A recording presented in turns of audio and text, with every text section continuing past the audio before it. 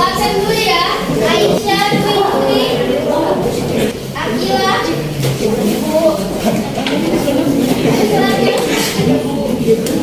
Adelia, Frenkio. Maju dulu.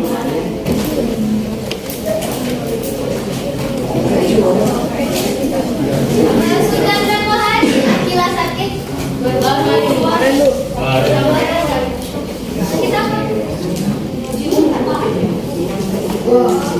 Semoga cepat sembuh ya untuk temannya.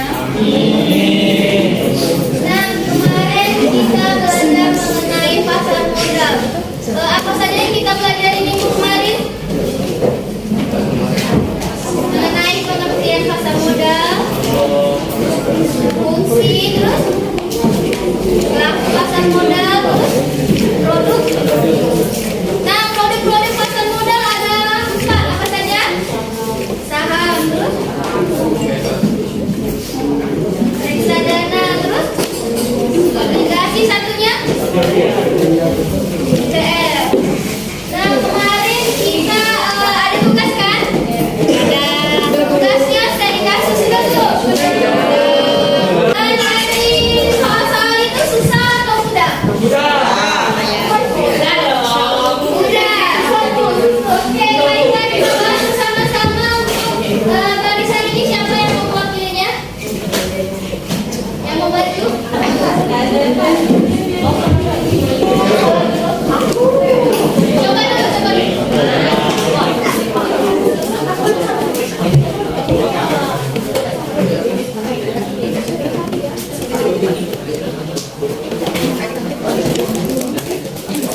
Coba jelasin ke teman-temannya bagaimana cara kerjanya.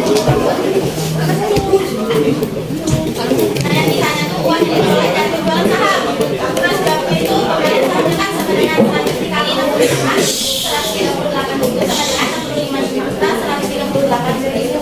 Nah, terus penjualan sahamnya itu 1000 dikali 62 ribu 115. Hasilnya 22 juta 100 juta. Terus dari uang hasil penjualan saham itu atau laba sama dengan pembelian saham yang kurang pembelian saham 65 juta 138 ribu dikurang 62 juta 115 hasilnya 3 juta. Benar atau salah yang kelompok garisan 1? Benar atau salah? Itu hanya 100 uang itu satu uang itu adalah 100 lembar. 10 dikali 100 adalah 1000. Berarti dia kurang? Ya kan? Ya. Nah, harga belinya per lembar itu adalah berapa? 65 ribu. Harga belinya adalah 65 ribu, berarti 1000 lembar ini dikali dengan 60 dikali 138 rupiah. Berarti benar ya, jadi benar, cuman kurang 0. Kita salah. Kalau kalian ingin mencarinya, dia itu rumusnya ingat ya, keuntungan sama dengan harga jual dikurang dengan harga beli. Jadi benar atau salah? Benar atau salah? Salah. Bisa diperbaiki? Jadi berapa? Jadi dia terbalik kan? Masih lagi. Berarti yang benar atau salah?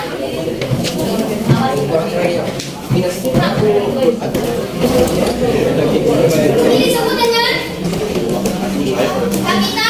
kapital loss. Benar. Kapital apa yang mungkin? Dan diketahui di sini pertanyaan nomor 2, tolong bacakan.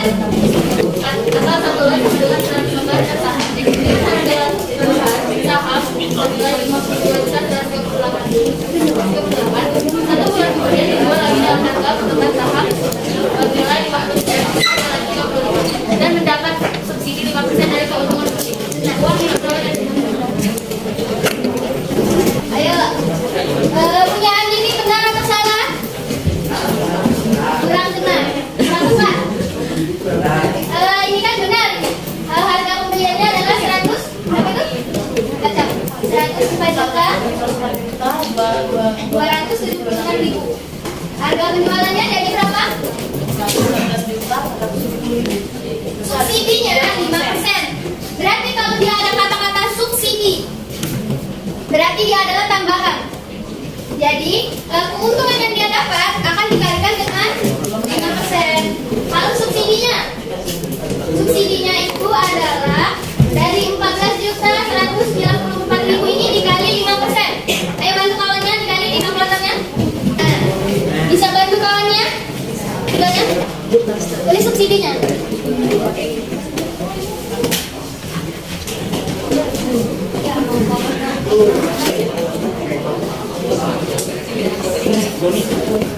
Jadi 14.194.000 ini ditambah dengan subsidi 709.700 rupiah. Jadi berapa? Tambahin. Ini ditambahin.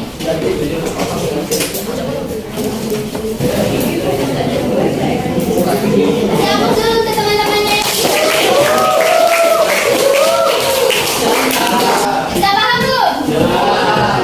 Hari ini kita akan melanjutkan pembelajaran kita mengenai masih pasar modal, tapi mengenai jenis-jenis dan alur mekanisme dari pasar modal.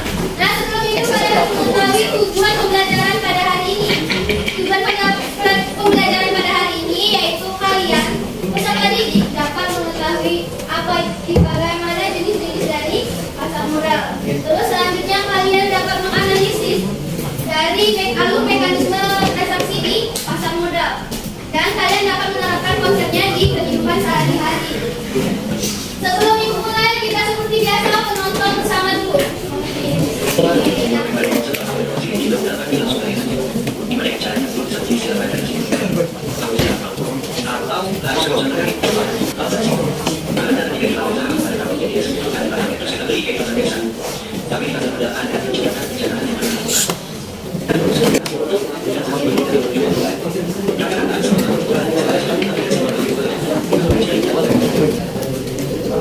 Hari ini kita akan belajar lanjutannya ya.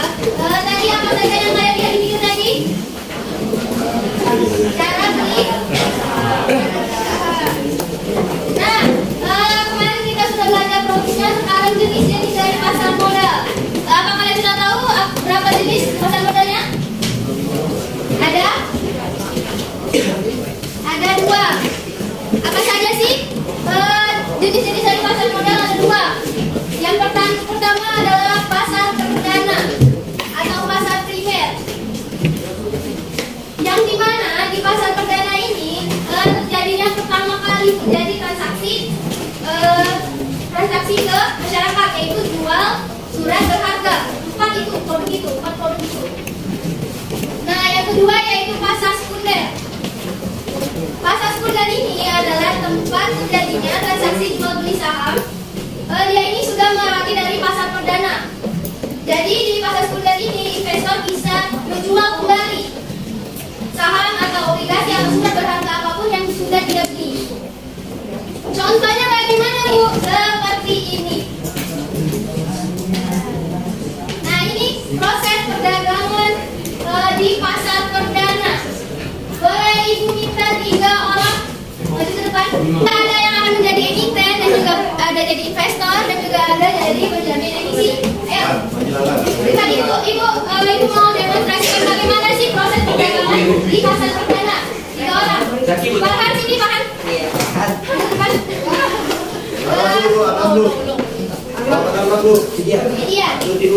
Dia Farhan dan Ayu dia. Ayo maju ke depan.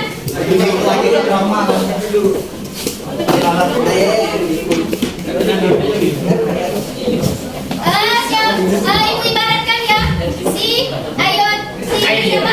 dia ini adalah penjamin emisi perusahaan sekuritas atau agen penjualan ya. Dan yang ini adalah perusahaan atau emiten. Dan ini adalah investor. Ayo dia adalah investor ya. Ayo sini Ayo dia di sini. Kalian perhatikan dulu. Ayo dia adalah investor. Nah, contoh yang lebih mudah ya. Dengerin ini dulu. Ayo dia ingin membeli motor NMAX. Ini adalah Honda. NMAX ini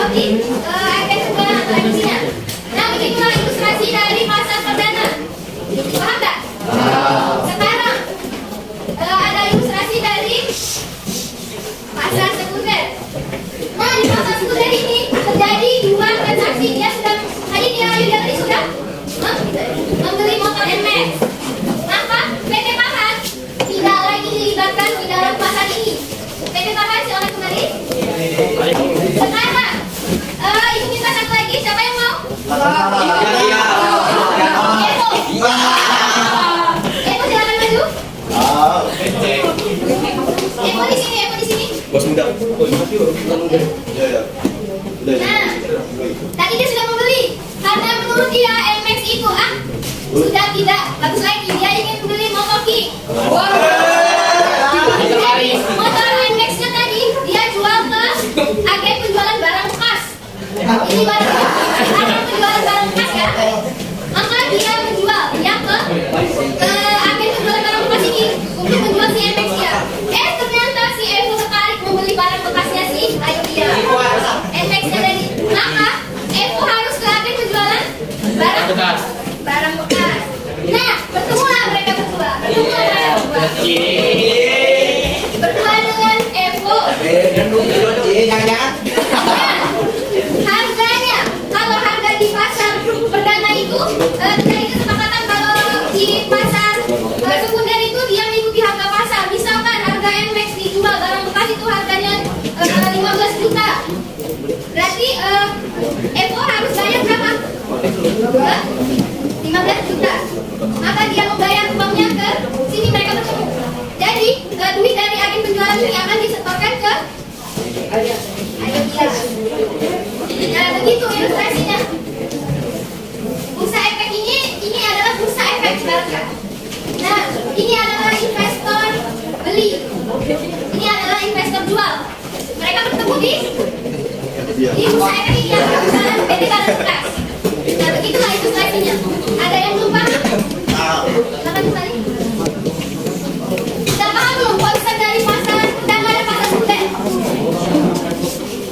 Ngerti apa? Paham? Di pasar perdana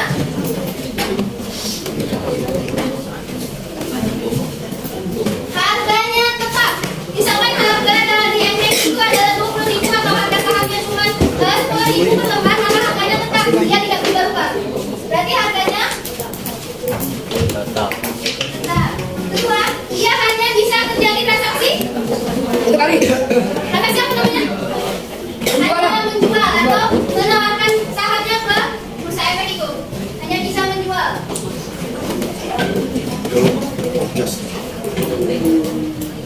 Lalu di pasar perdana itu ada berapa kampungnya? 3 lebih. Apa saja? Investor, PT menengah tadi.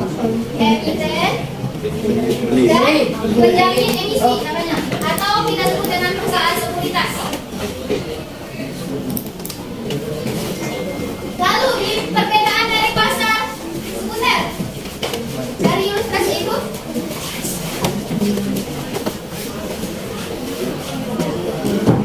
harganya apa tadi harganya? Mengikuti Pasar. harganya mengikuti harga pasar. Dia bisa apa? Dia bisa menjual dan Membeli. dia bisa menjual dan membeli.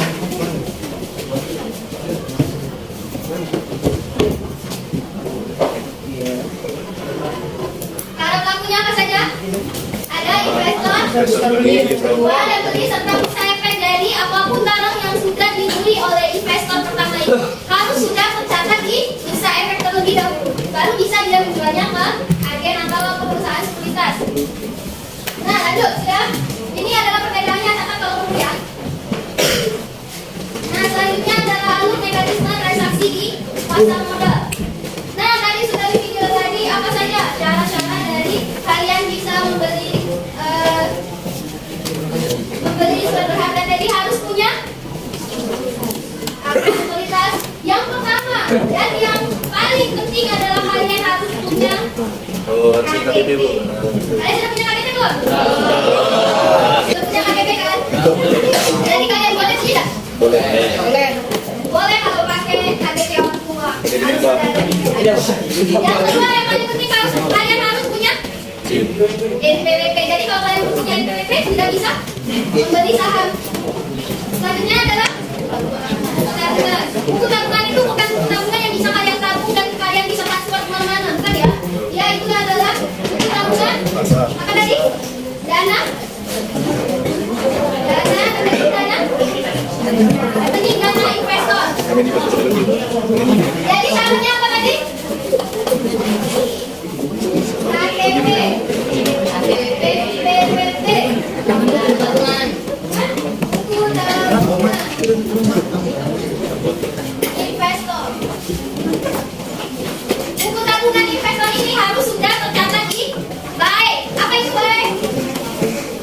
Coba cari apa itu baik adalah Biro Administrasi EFS. Untuk lebih jelasnya nanti sekarang ibu bagi dulu kelompoknya. Nanti kita belajar kelompok. Tapi belajar kelompoknya kita kelompok besar.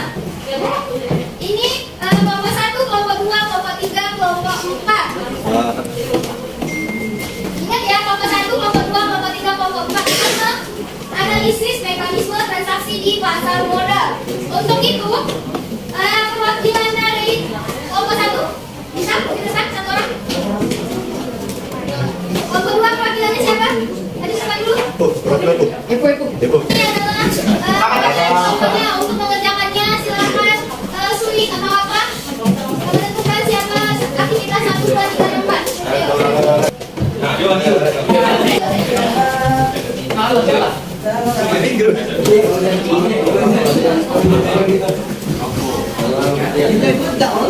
Jangan dapat lembar aktivitasnya. Untuk belajar kelompok besar itu kalian buat dulu kelompoknya, rapatkan waktunya.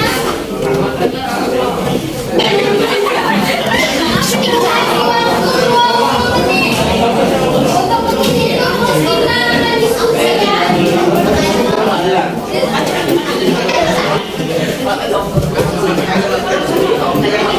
Kalian tadi sudah mencari di berbagai sumber mengenai soal-soal yang ada di lembar aktivitas 1, 2, dan 3, dan 4. Nah, di sini coba kalian kemukakan pendapat kalian mengenai jawaban di lembar-lembar tersebut. Nah, untuk kelompok 1 silakan perwakilan semuanya ingin membacakan jawaban-jawaban yang telah kalian cari tadi. Silakan dipersilakan waktu dan tempat. Untuk yang lain tolong dengarin temannya. Assalamualaikum warahmatullahi wabarakatuh. Sebelum saya menjelaskan mengenai tentang ITF, ada baiknya saya memperkenalkan diri terlebih dahulu. Perkenalkan, saya Ibnu Sajadia. Saya dari kelompok ITF. Saya akan menjelaskan mengenai alur mekanisme dari transaksi jual beli ITF. Transaksi jual beli ITF dapat digunakan dalam pasar perdana ITF dan pasar bergerak. Alokasi biaya ITF yaitu melalui bursa, sehingga biaya transaksi yang dikenakan saat bertransaksi ITF adalah sama seperti dengan transaksi saham yang biasanya sebesar kurang dari 1%. Alokasi biaya transaksi saat investor melakukan pembelian ITF adalah sekitar 0,19% sampai 0,3%. Sedangkan biaya transaksi saat menjual kembali ITF adalah sekitar 0,29% sampai 0,4%. Sementara itu, untuk rincian alokasi biaya instrumen investasi tersebut dibagi menjadi 3, yaitu pertama, biaya beban reksadana meliputi imbalan jasa manajer investasi, imbalan jasa bank syariah, biaya transaksi FX, imbalan jasa akuntansi badai, dan laporan keuangan. Yang kedua, biaya beban manajer investasi meliputi biaya persiapan untuk pembuatan reksadana, biaya administrasi pengelolaan atau tabungan reksadana, biaya pemasaran, biaya pencetakan dan lain-lain. Yang ketiga, biaya beban pemegang unit penyataan meliputi biaya pembelian unit penyataan, penjualan kembali unit penyataan, biaya bank hingga biaya pengalihan unit penyataan. ITF merupakan salah satu jenis investasi yang perlu dicoba. Yang kedua, analisis bahwa melakukan investasi dari ITF itu lebih untung.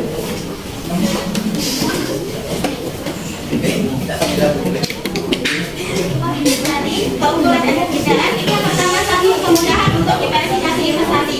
Instrumen satu ini menjadi pilihan investasi dan yang efisien karena investor bisa membeli sejumlah saham terbaik dan liquid dengan modal yang kecil. Misalnya, kamu membeli ITF XPDT, artinya kamu membeli seluruh saham yang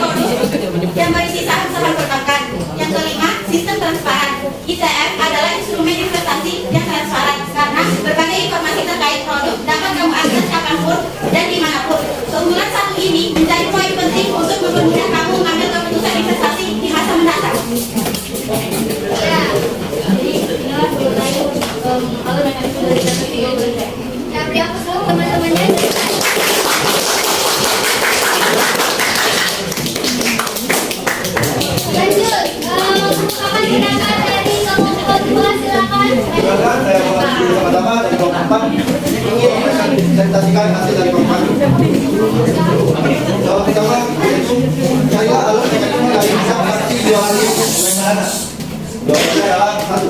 Secara garis besar, mekanisme investasi adalah masyarakat atau calon investor berinvestasi berdasarkan cara membeli unit pernyataan rencana melalui manajer investasi atau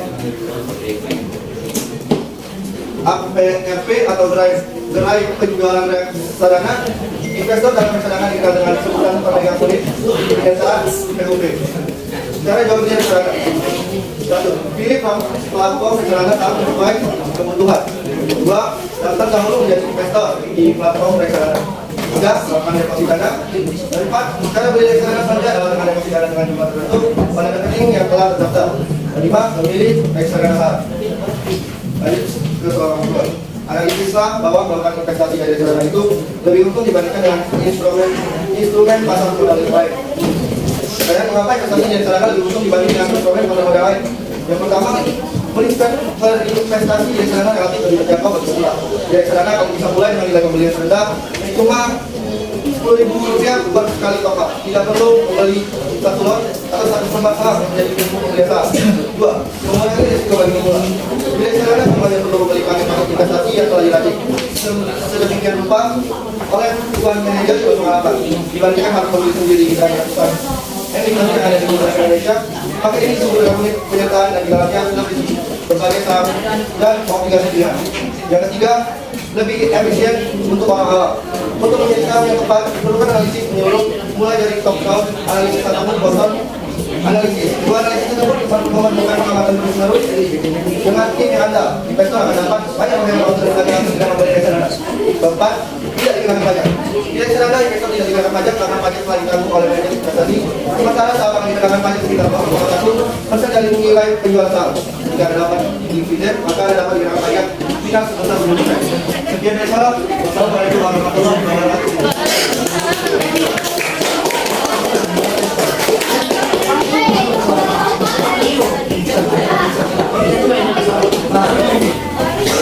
Assalamualaikum warahmatullahi wabarakatuh.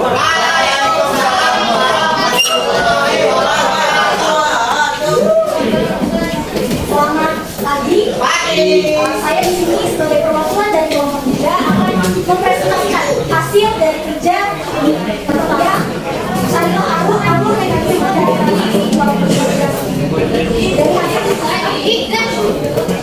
cara untuk membeli obligasi ini. Yang pertama, kalian harus membuka rekening terlebih dahulu. Yang kedua, pahami terlebih dahulu produk dari obligasi. Nah, yang ketiga, itu lakukanlah analisis terhadap produk yang akan beli.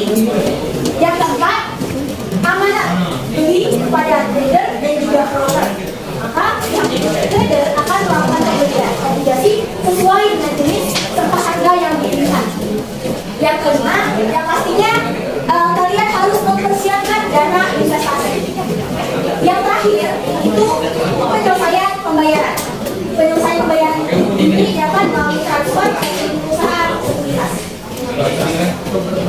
Untuk soal kedua, analisislah bahwa melakukan investasi dari obligasi itu lebih menguntungkan dibandingkan dengan instrumen pasar modal. Kelebihan dari obligasi ini yang pertama, dijamin oleh undang-undang. Yang kedua, perdagangan yang diterima secara berkala. Yang ketiga, bunga memiliki bunga yang lebih besar.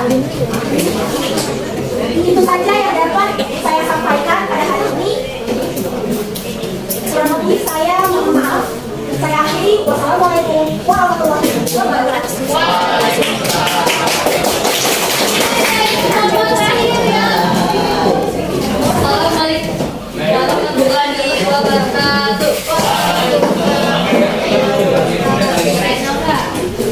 Saya dari kelompok saham akan menjelaskan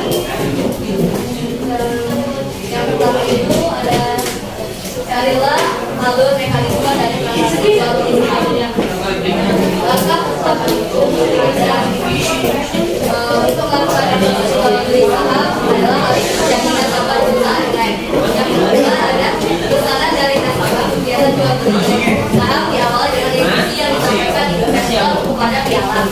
Yang ketiga ada besaran diteruskan ke trader setiap pesanan yang langsung ke piala selanjutnya akan diteruskan ke petugas piala yang berada di lantai 2.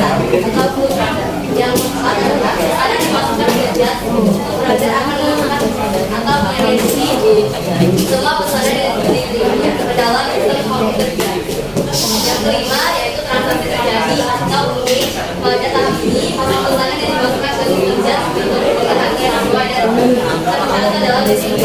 Yang terakhir yaitu ada penyelesaian transaksi atau set payment. Tahap akhir ini dari beberapa bentuk transaksi adalah penyelesaian payment yang bukan investor tidak otomatis mendapatkan hak kerugian karena pada saat ini dibutuhkan beberapa proses ini seperti berdiri, pindah perubahan dan lain-lain.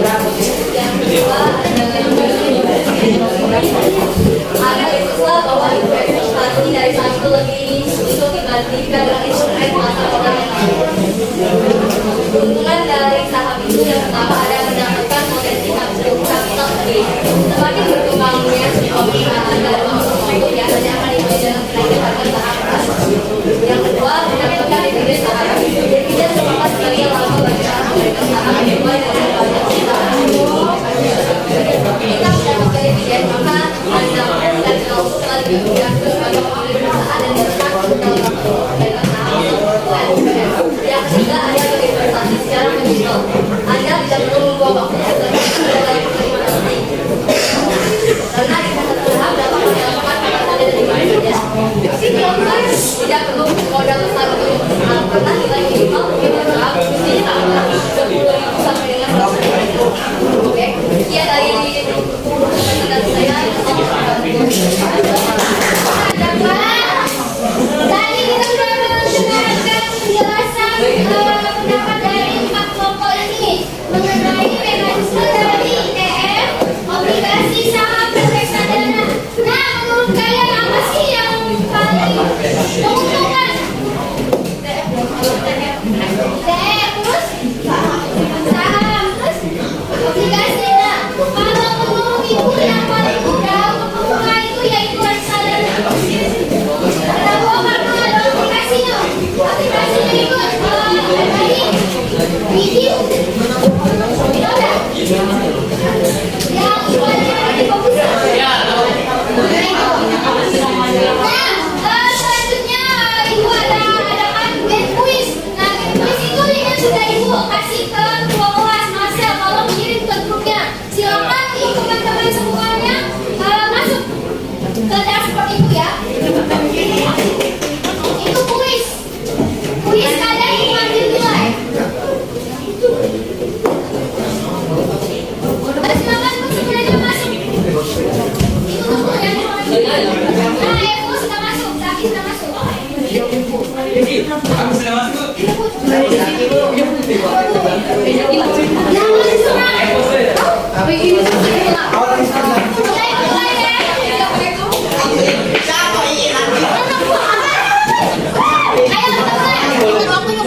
Ada waktunya nih.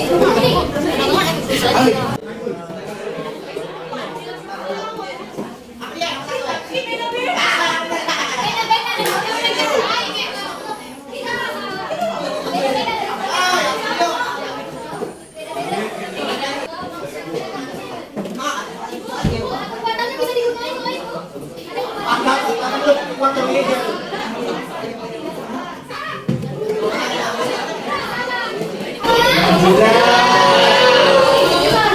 Jadi yang menang itu yang pertama adalah siapa?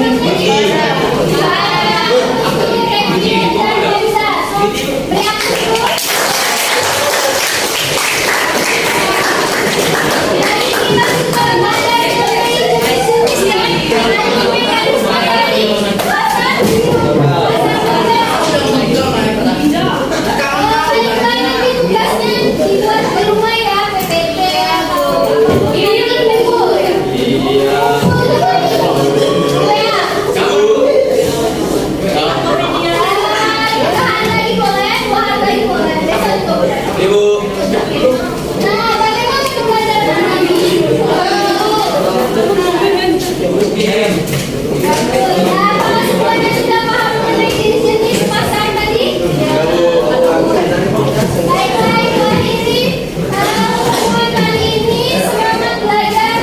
Dan